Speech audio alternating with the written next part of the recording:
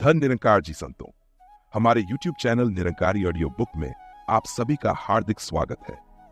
इस चैनल में आपको निरंकारी पुस्तकों को आवाज के माध्यम से सुनाया जाएगा। तो संतों, चैनल को सब्सक्राइब करना ना भूलें और बेल आइकन को दबा दें ताकि हर नई ऑडियो बुक आप तक से पहले पहुंचे। तो चलिए इस वीडियो को शुरू करते हैं। प्यार से कहना संतों, धन निरंकार जी। आज हम आपके लिए लेकर आए हैं मेरे हरदेव भाग 1 का पार्ट 2। यह कहानी एक ऐसे व्यक्तित्व की है जिनके मौन में भी हजारों शब्दों से ज्यादा प्रभाव था। हालांकि उन्होंने अपनी इच्छाएं कभी शब्दों से जाहिर नहीं की, लेकिन उनके दिल की गहराइयों से उठी भावनाएं बिना बोले ही दूसरे के दिल तक पहुंच जाती थीं। जब भी कहीं जाना होता तो वह बिना कुछ कहे अपनी मां के आसपास घूमने लगते, और जब मां हंसते हुए पूछती, कहीं जाना है, पूछने आए हो, तो वह हल्की सी मुस्कान के साथ सिर हिला देते, हाँ मैं। बचपन से ही उनमें इतना समर्पण था कि जब मां पूछती, मेरा भोला क्या खाएगा, तो जवाब आता, आप जो भी खिलाओगी। यह सरलता और नम्रता उनके जीवन का अभिन्न हिस्सा था। उनकी इस आदर भाव से भरी दृष्टि में हर वस्तु महत्वपूर्ण थी, चाहे वो पंखा हो, कुर्सी हो या फिर डॉगी। हर चीज को वो सम्मान के साथ जी लगाकर बुलाते थे, पंखा जी, कुर्सी जी, डॉगी जी। छोटी उम्र से ही उनमें धैर्य और संतोष की भावना साफ झलकती थी। अगर कुछ मिल गया तो खुश, और अगर नहीं मिला तब भी प्रसन्न। माताजी जब सिर्फ बच्चियों के लिए कुछ लेकर आती, तब भी कभी उन्होंने ये नहीं कहा, मेरे लिए क्यों नहीं। मां के अनुसार कोई भी छोटी या बड़ी चीज इन्हें दी जाती, उसे खुशी से स्वीकार करते। बचपन से ही इनमें मेरा तेरा का भाव कभी नहीं आया। संतोष देने वाला स्वभाव ये उनके जीवन का स्वाभाविक हिस्सा था।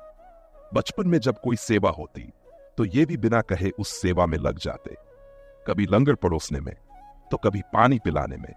उनके माता पिता सद्गुरु की सेवा में पूरी निष्ठा के साथ लगे रहते, और भोला जी ने भी वही समर्पण अपने जीवन में आत्मसात कर लिया था। उनका परिवार शहनशाह बाबा अवतार सिंह जी की शिक्षाओं से सराबोर था, जो बार बार कहती थीं, नम्रता और प्रीत प्यार ही सिखाया है मैंने।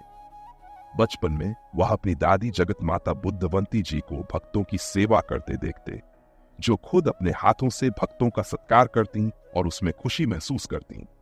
इस सेवा का असर उनके दिल पर ऐसा पड़ा कि वह भी जब मौका मिलता सेवा में जुट जाते। अपने पिता गुरबचन सिंह जी को एक सेवादार की भांति सद्गुरु के हर आदेश को निष्ठा से निभाते देखा, और वही भावना भोला जी के मन में भी घर कर गई। मां कुलवंत कौर जी की ममता और मिठास ने उनके स्वभाव को और भी मधुर बना दिया। तो संतों, ये थी भोला जी के बचपन की कुछ अद्भुत झलकियां, जो हमें बताती है कि कैसे उनका व्यक्तित्व प्यार, नम्रता और समर्पण से गढ़ा गया था। आपकी प्रारंभिक शिक्षा संत निरंकारी कॉलोनी के निकट स्थित रोजरी सीनियर सेकेंडरी स्कूल में हुई। बचपन से ही आपका स्वभाव प्रेम और अपनत से भरा हुआ था। आप घर से जो भी भोजन लेकर जाते, उसे हमेशा मित्रों के साथ मिल बांट कर ही खाते। यदि सहपाठी बिना बताए ही आपके टिफिन का भोजन खा लेते, तब भी आपके चेहरे पर कोई नाराजगी का भाव नजर नहीं आता था। आपका मधुर स्वभाव सहपाठियों और शिक्षकों का दिल जीत लेता था। एक प्रतिभावान विद्यार्थी होने के साथ साथ आप एक कुशल खिलाड़ी भी थे। हर रोज निरंकारी कॉलोनी के समीप स्थित सरोवर के सामने वाले मैदान में खेलने जाते थे। शुरू से ही आपके हृदय में धैर्य और विशालता भरी हुई थी। एक बार एक बच्चे ने बड़े जोश से आस्तीन चराकर आपको चुनौती दी, भोला जी, इस खेल में तो मैं ही जीतूंगा। फिर भी आप बिना उत्तेजित हुए बड़े शांत भाव से खेले और जीते भी, परंतु विजयी होने पर भी आप में लेशमात्र भी विजेता होने का एहसास दिखाई नहीं पड़ा। आपके कोमल मन में उस समय भी यही भाव था कि कहीं जीत की खुशी जाहिर होने से हारने वाले का दिल न डूब जाए। गर्मियों के मौसम में जब खेलते खेलते गर्मी लगती, तो आप सभी मित्रों को अपने घर निरंकारी भवन ले आते और उन्हें अपने हाथों से ठंडा शरबत बनाकर पिलाते। आपका सेवा भाव मित्रों का भी मन मोह लेता। एक बार आपने शरबत बनाया और एक ऐसे बच्चे को बांटने के लिए कहा जिसके प्रति सब घृणा का भाव रखते थे। एक क्षण तो सब बच्चे हतप्रभ रह गए, लेकिन भोला जी का अनुसरण करके सबने बिना किसी हिचक के उस बच्चे के हाथ से शरबत पी लिया। भोला जी के सहज में किए इस कर्म से जहां बच्चों में भेदभाव की भावना मिटी, वहीं उस बच्चे के मन में आत्मसम्मान की भावना भी जागृत हुई। आपके निवास स्थान संत निरंकारी सत्संग भवन निरंकारी कॉलोनी में प्रतिदिन 2 या 3 बार सत्संग का आयोजन होता था। भोला जी का निर्मल मन इस आध्यात्मिक वातावरण में बहुत अधिक रमता था।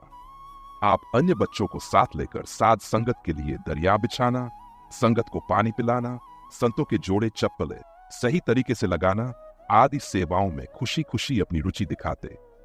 जब आप प्रारंभिक शिक्षा ही ग्रहण कर रहे थे, उसी दौरान शहनशाह बाबा अवतार सिंह जी ने मिशन की बागडोर आपके पिता गुरबचन सिंह जी को सौंप दी और आशीर्वाद दिया कि अब से बाबा गुरबचन सिंह जी एवं राजमाता कुलवंत कौर जी मिलकर सत्य की आवाज को आगे बढ़ाएंगे।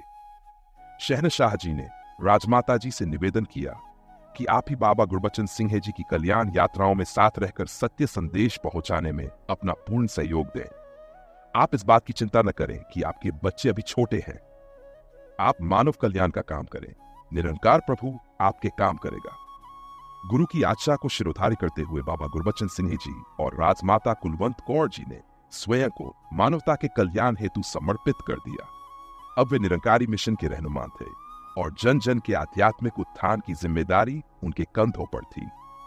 आपके दादा बाबा अवतार सिंह जी सहित समूचा निरंकारी परिवार अब बाबा गुरबचन सिंह जी को सदगुरु मानकर उनके सम्मुख श्रद्धापूर्वक नतमस्तक होने लगा। आपकी नानी माता सोमावंती जी भी बाबा जी के चरण स्पर्श कर विनती करने लगी कि हमसे आपके प्रति दामाद रूप में कभी कोई भूल या अवज्ञा हुई हो तो आप क्षमा करना। तब से वह अपनी बेटी को भी सदगुरु की पत्नी होने के कारण गुरु माता के रूप में ही देखने लगी।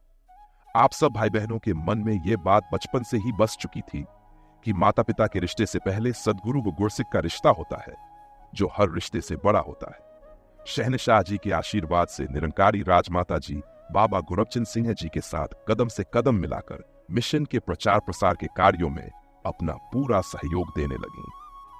आपकी नानी माता सोमावंती जी भी कुछ अन्य सेवादारों को साथ लेकर आप भाई बहनों की देखभाल करने लगी।